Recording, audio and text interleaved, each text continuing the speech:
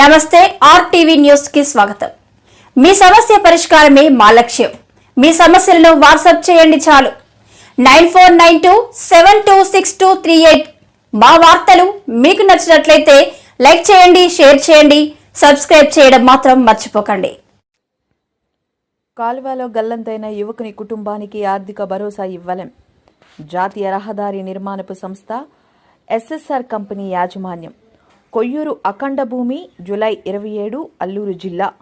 తుఫాను కారణంగా కొయ్యూరు మండలంలో శరన్నపాలెం గ్రామానికి చెందిన రీముల జయవర్ధన్ కత్తి రాళ్లలోది గ్రామ సమీపంలో కాలువలో కొట్టుకుపోయిన కుటుంబానికి ఆర్థిక సాయం అందించాలని జాతీయ రహదారి నిర్మాణ సంస్థ ఎస్ఎస్ఆర్ కంపెనీ యాజమాన్యానికి కుటుంబ సభ్యులు, వివిధ పార్టీలకు చెందిన నాయకులు వినతి పత్రం అందించారు.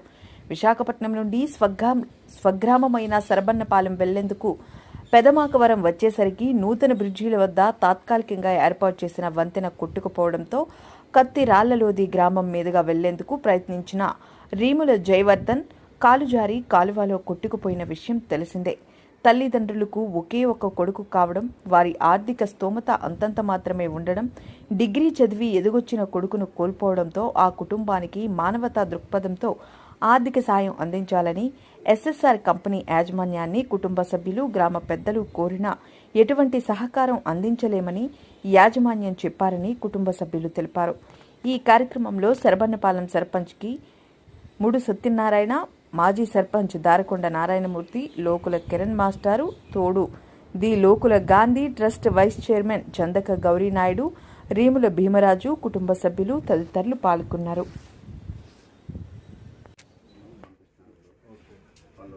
ఇప్పుడు వచ్చాక మేమందరం వెళ్ళి మళ్ళీ ఈ రోజు కూడా మళ్ళీ మామూలు లాగిన చర్యలు అనేవి కొనసాగుతాయి. కానీ ఇప్పుడు మేము కోరేది ఏంటంటే మీ అధిష్టానానికి ప్రత్యక్షంగా కానీ పరోక్షంగా కానీ ఇలా జరిగింది. ఏంటి ఆ ప్రాబ్లం అనేది క్రియేట్ అయింది. అయితే మేము చేసేమంటే దీనికి అర్థం దానికి సమానం లేదు.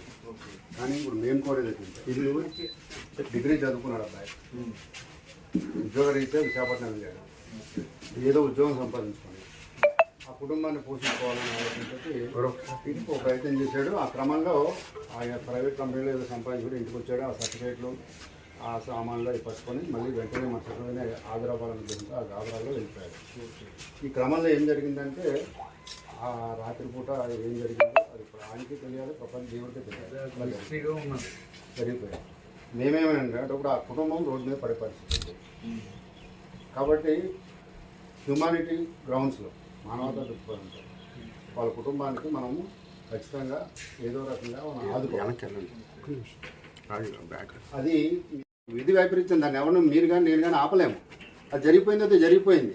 ఆ ముసలి తల్లిదండ్రులకి కనీసం ఏదో భరోసా అంటూ మీకేం భయం లేదు, పోనీ జరిగింది ఏదో జరిగింది, మా వల్ల మీ వల్ల ఏదో జరిగింది, దానికి ఏదో చేద్దామనేటువంటి కనీసం కూడా లేకుండా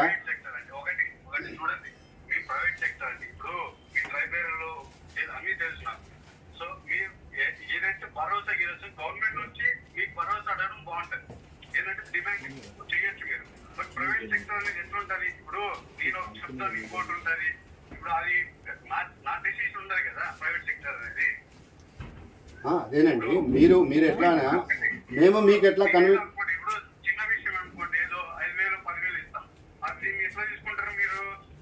మా ప్రాణానికి ఇంత వెళ్ళగలుగుతారు, ఇవన్నీ లేని ఇవన్నీ వస్తాయి అన్నమాట.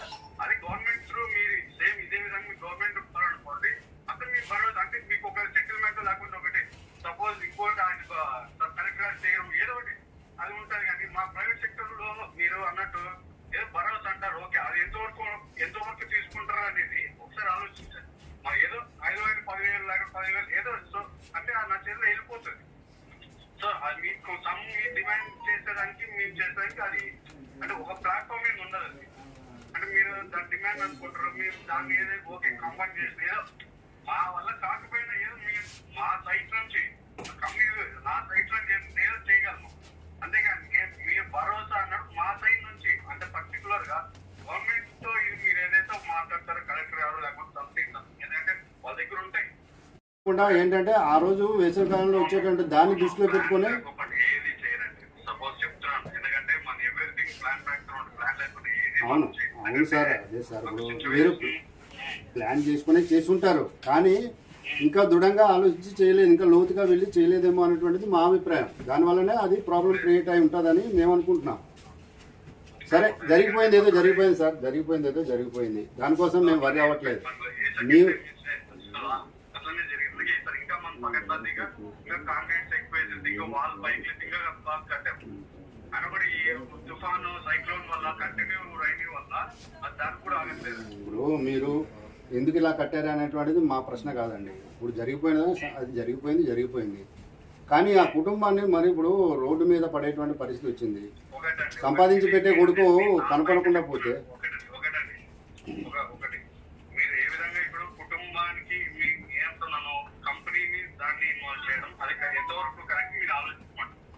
ఇప్పుడు కుటుంబాన్ని ఓకే అందరికీ బాధే.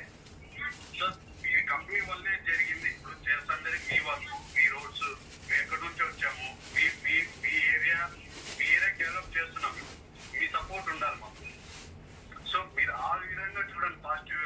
మన కంపెనీని అన్నిటికీ జరిగింది, సో దీని కంపెనీ అనేది అది రాంగ్ అనేది నేను అంటాను. సార్ ఒక మాట చెప్పనా, నేను చెప్పండి. మళ్ళీ ఫ్లడ్ వస్తుంది, మళ్ళీ అది ఎత్తుకుపోతుంది, మళ్ళీ మీరు కడతారా కట్టరా? డెఫినెట్లీ కడతారు. దానికి ఎంత వెచ్చిస్తారు? దానికి ఒక 10 లక్షలు 20 లక్షలు ఖర్చు పెట్టైనా సరే దాన్ని కడతారు. కానీ ఒక కుటుంబము ఏ విధంగా జరిగింది సార్, హ్యూమానిటీ గ్రౌండ్స్లో ఆలోచించి ఏదో చేద్దాము, ఓ మంచి చేద్దాము, ఆ కుటుంబాన్ని నిలబెడదాము, ఆయన ఉద్యోగం చేసుకుని ఆ కుటుంబాన్ని ఏదో పోషిస్తాడు అనుకునేటువంటి ఇప్పుడు చాలా ఇప్పుడు నాట్ ఓన్లీ ఇప్పుడు ఇంకో చోట జరుగుతుంది. అప్పుడు జరిగిన వల్ల మన కంపెనీని అంటే కంపెనీ ముందు పెట్టి చేయడం అనేది కరెక్ట్ కాదని నా ఉద్దేశం. నో నేను చెప్పేది మీకు అర్థం అవ్వట్లేదు. మేము డిమాండ్ చేయట్లేదు మీకు. కరెక్ట్ కాదు. ఆ రోజు అన్ని మనకి ఆ రోజు అంటే వాళ్ళు ప్రెస్ నోట్ వదలడము అంటే ఇప్పుడు వాళ్ళు అన్ని జరిగినాయి. బట్ ఒకసారి చూడండి, ఇది ఎంతవరకు ఇది కరెక్ట్ ఏంటనేసి ఒకసారి మీరు ఆలోచించండి. బట్ కరెక్ట్ దృష్టిలో ఆల్రెడీ ఉంది కాబట్టి ఫర్దర్గా ఏం చేయాలను వాళ్ళు కూడా ఒక డెసిషన్ తీసుకుంటారు. అవును సార్, చూడండి. అవునండి. మేము అందుకోసమనే మేము హ్యూమానిటీ గ్రౌండ్స్లోనూ ఆలోచించమని చెప్తున్నాం. ఎందుకంటే ఒకటి గుర్తుపెట్టుకోండి సార్, మీరు ఒకటి ఆలోచించండి. ఒకటి మీరు ఆ కాజ్వే కనుక అది పటిష్టంగా స్ట్రాంగ్గా నిర్మించుంటే, అది కొట్టుకోపోకుండా ఉంటే, రాకపోకలు అనేది జాగుంటే ఆ కుర్రవాడు బ్రతికుండేవాడు. కానీ ఆ కాజ్వే కొట్టుకుపోయింది, ప్రకృతి వైపరీత్యమే. అది మీరు కావాలని చేయలేదు. ఒకటి మనం ఏదో ఆర్ఎండ్బి వర్క్ లో లేకుండా మున్సిపాలిటీ వర్క్ ఇప్పుడు NH world fund central work చేస్తున్నాం. ఎవరు ఆ కాజ్వే ఆ కాంక్రీట్ వేసి పైపులు వేసి అన్ని చేసినా కూడా అది ఆగట్లేదు. సో మీరే చూసుకోండి, మన వర్షం ఎంత ఇదిగా ఉందో అది అంతా జరిగింది. దాని మీ మీద తక్కువ కట్టే ఏదో నార్మల్ రోడ్ మాది చేస్తారు. అది ఎందుకంటే మనకు తెలుసు situation already second time face చేసాం. ఏంటిది అక్కడ ఎట్లా ఏ విధంగా వాటర్ ప్రాసెస్ తెలుసు మనకి. అట్లనైతే ఇంకా బాగా చేసాం అనమాట. నేను కూడా అక్కడ ఆగలేదు.